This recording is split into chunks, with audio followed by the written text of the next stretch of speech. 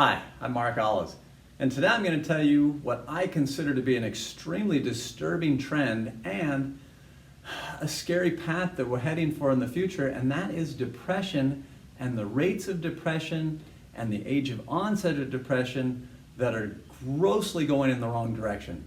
So compared to 60 years ago, our rate of depression is 10 times higher today than it was back then.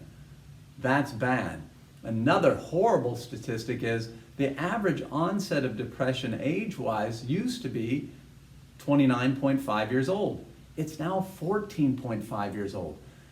I still have a hard time wrapping my head around that. That's the average age of onset is 14 years old. That means there's lots of depressed little kids. What happened? This is just personal. I don't have any evidence for this. Normally, I don't ever tell people stuff that doesn't have a research basis. But what we got to do is we got to look back and say, well, what happened, 50, 60 years ago? Well, that was back in like the 80s. Well, what was happening back then? What happened was the personal computer.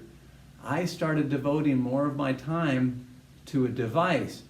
The fact is, research does show this, the number one predictor of happiness is human interaction. Well, what is the computer doing? It's taking us technologically in a path where I don't communicate face to face. I use texting. I don't even talk on the phone anymore.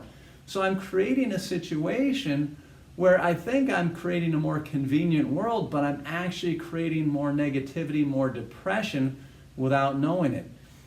Again, this is just my personal idea, but you can see based on the research, there's got to be something here that's leading us toward this depression.